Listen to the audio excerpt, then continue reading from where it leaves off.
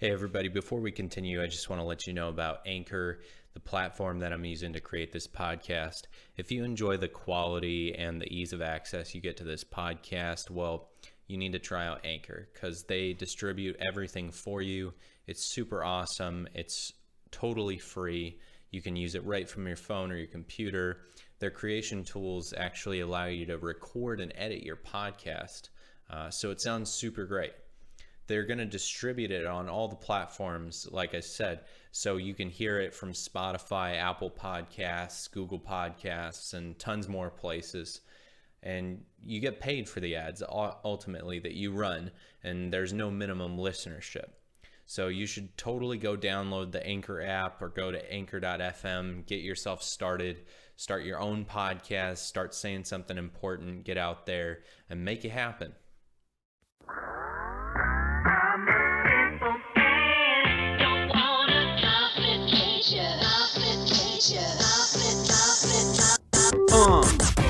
Actual occasions, realizations, metaphysics, philosophy, and secondary notation. My boy, Whitehead in the house, negate the negation and head south, down beyond the subject, the object, and into superject. Let me project, your mind will be wrecked. Process and reality, you won't know what to expect. Officially unofficial, totally bingeable.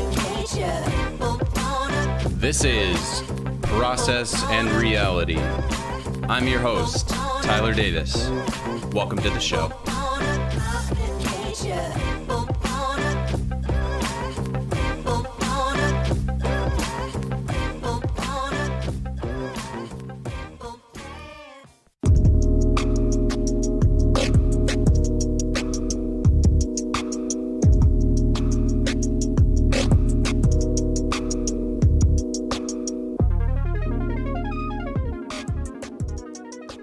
Man, I gotta say something to our sponsors. Who are our sponsors, you're probably wondering. Our sponsors are you guys. You guys are what makes this whole thing possible, this whole meme page thing, this podcast thing. Our dedicated followers are the people who make this happen. So first and foremost, I want to say thank you. Thank you for just doing this ridiculous thing with us. With me. I don't know why I say us. I guess because the page kind of takes on its own personality, and I just channel the group desire, the group desire to satisfy a certain feeling. So, without further ado, I just want to say thank you for coming here today to listen to this podcast that we're doing, Process and Reality. The only official, unofficial guide to reading Alfred North Whitehead, first and foremost to read his book, Process and Reality. So thanks. Essentially what this podcast is going to be, we're going to go through the book. I'll just give you the method. We're going to do this a little differently than other podcasts. First, this podcast is going to be a little more personal as opposed to an interview. I kind of want this to be between you and me, right? That's how the meme page has been. I've always tried to keep it interactive with people who are interested and try to keep it educational, give people what they're interested in, not necessarily even what I'm into. So I want this to be personal. I want to be speaking straight into your ears. I want you to speak back to me. We're going to do Q&A sessions at the end of each season, I think, where I can have some time to prep and give you a decent response. We won't probably do live Q&A, but yeah, I think that's how it's going to go. We're going to do line by line commentary instead of subject by subject, as a lot of podcasts do. So that's a little bit different. I'm bringing kind of my background in biblical studies to this, and so I feel like if I can get A's in Hebrew and Greek going line by line and applying hermeneutics to those, I could do it with an English guy, right? So the next really big difference between us and other podcasts is that we're going to go for a comprehension of this book of Process and Reality by Alfred North Whitehead instead of mere awareness of the book. And if you're new and you're like, what the heck is this book or this podcast, you can keep listening if you want. Really, this is for people who are more initiated first. And that's kind of our last point, is that this is an intermediate podcast. There are a lot of beginner podcasts out there that cater to beginners. That's not a bad thing at all. Free education is awesome, but this is supposed to be a mid-level kind of thing that's supposed to help you bridge the gap between, you're just starting out, and now you're gonna take that step, that leap of faith, and maybe you'll make a fool of yourself along the way, but you're gonna end up on a higher level of understanding. So all that to be said, right now I'm drinking Monkey Shoulder, and that is a blended scotch, and I'm drinking that in a Rob Roy, and it is aggressive but delicious. Any fans of a Manhattan out there, if you want something a little bit more peat moss flavored, or smoky, that's what that tastes like. So if you're a beginner and you want to join along, I am going to tell you to pause the podcast now, and I want you to go read some things. First, I want you to read a few Wikipedia articles. I want you to read the one on panentheism. I want you to read the one on Alfred North Whitehead. And then I want you to read the one on process philosophy, not process theology, process philosophy. Then I want you to listen to Philosophize This, the podcast. I want you to listen to the episodes on Plato, Aristotle, Taoism, the Buddha, the Hellenistic Age, Hobbes, Descartes, Spinoza, Locke, Hume, Kant, William James on truth, Wittgenstein, Heidegger, logical positivism, and Gilles Deleuze. 30 seconds in, and I'm already turning you away to another podcast. Why? Because, like I said, this is an intermediate podcast. You have to have some familiarity with the history of Western thought. This is the bare minimum. Now, you can go ahead and try to hang with us. That's totally fine. I'm not gonna turn anybody away here. Obviously, I can't. I'm on the other side of a microphone and the internet. So, but those are really going to help you understand what ideas we're interacting with here, at least in large part. I think that this is a great way to learn philosophy by actually doing philosophy with a contemporary philosopher, relatively contemporary philosopher. Whitehead's unique because he really interacts with the history of ideas. So, this podcast is not a good place to start if you're new to philosophy. That's just not our niche. There are other podcasts that are meant for getting you started. This is when you want to start doing philosophy, okay? At least as a student, So what is process philosophy? Well, my first take on what that is that process focuses primarily on relationship, organisms, and events. Today, I'm just going to outline what we're going to cover today. I just want to cover a little bit of background on myself and some background on Alfred North Whitehead. The next podcast episode, we're going to do the author's preface.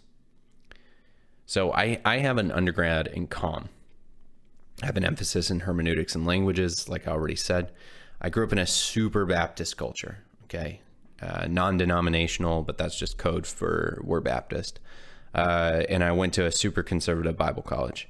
I fell in love with process thought at Bible college, reading it in our underground library. I found all my heretical books there. And so I am just stoked to be doing a podcast out in the open with you. Process philosophy includes all religions and non-religious people. It's an adaptable and flexible framework. You're going to hear me really make a distinction between the philosophy and the theology.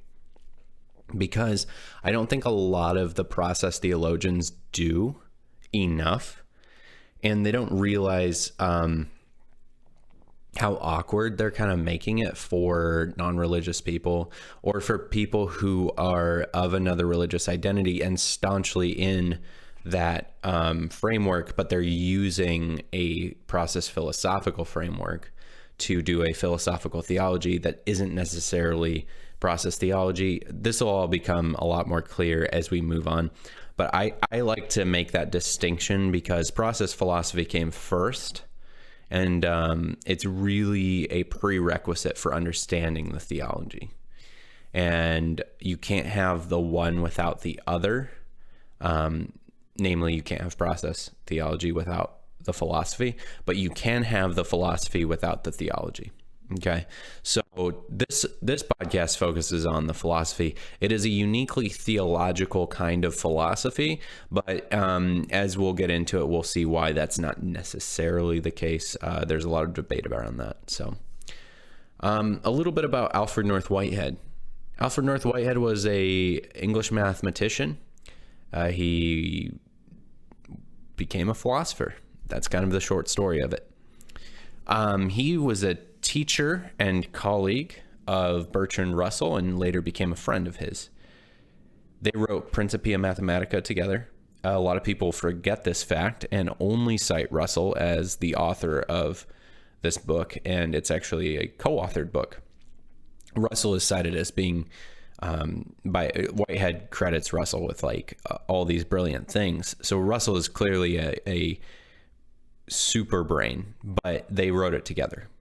Process and Reality comes out of Whitehead's decision to change posts from teaching mathematics to teaching philosophy. This book, Process and Reality, is based off of a series of lectures called the Gifford Lectures that he delivered at the University of Edinburgh. This philosophy is called the philosophy of organism. The philosophy of organism is just Whitehead's name for it, but it's synonymous with process philosophy. So you'll hear me interchange those terms. I use philosophy of organism a lot when I'm reading Whitehead, but when I'm using shorthand to talk with other people, process philosophy is a lot more preferable. It's more sleek and modern, and the branding is better for that than the philosophy of organism. So some features about this lecture, just some general characteristics that you should know as we go into this. The lectures are super technical, okay? He made up his own words a lot, and then he used words outside of their normal sense. He was a big believer in this concept creation kind of thing. So yeah, if you haven't had your head in the sand, then you know that speculative philosophy is not a real thing in academia, even to this day right now. People don't have a lot of time for stuff that doesn't make them more money or that isn't, immediately practically applicable, even though it might actually be down the road. Speculative philosophy is kind of, it's a polarizing area of philosophy. A lot of people don't like it, and a lot of people scoff at philosophy in general because when they think about philosophy, they think about speculative philosophy, and they turn to like the medieval philosophers, how many angels can dance upon the head of a pin kind of questions. And Whitehead's going to go on to really defend this kind of thought. Very few people understood Whitehead when he delivered these lectures. There's a rumor, and I could not find a source for this, but so it could be totally apocryphal, but I totally love this. I think that it fits with everything that I understand about his writing, is that people thought that he was like a Monty Python-esque type of joke that he was just playing. He was pretending to deliver some kind of his day and age version of TED Talk in gibberish, like some comedian. I think that's so funny because that totally would happen. You're going to understand if you haven't started the book yet. So we'll cover a little bit of the content of the editor's preface in this episode, but I want to just talk real quickly. If you haven't gotten the book yet, we're doing the corrected edition by the Free Press. You have to have that one. Trust me, for a lot of authors, it really doesn't matter what version of a book you get. A wonderful feature of capitalism is that they produce an excess amount of stuff. For Whitehead, it's not the case. The other editions are woefully inadequate. There are other corrected editions as well, and they're not actually corrected as correctly as they should be. The Free Press version has been corrected by 2 doctorates who have studied his philosophy very closely. It is a labor of love, and it's just absolutely a wonderful masterpiece of textual criticism. I can't recommend it highly enough. If you do a different one, you're going to be lost, okay? That being said, Whitehead was a brilliant lecturer and teacher, but he was not a good book writer. I always bring this up with people because even though I am a fan of different people, I am over hero worship. Okay, acknowledge the faults where there are faults.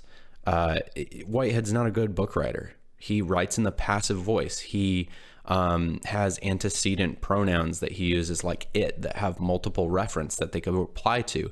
So you have to read him very carefully. And if he had a proper editor for this book when he was writing it, this wouldn't be the case. We wouldn't really have a book that was as difficult to read as Hegel's Phenomenology of Spirit. So I don't think that he was a great book writer, but that doesn't mean that his ideas aren't great.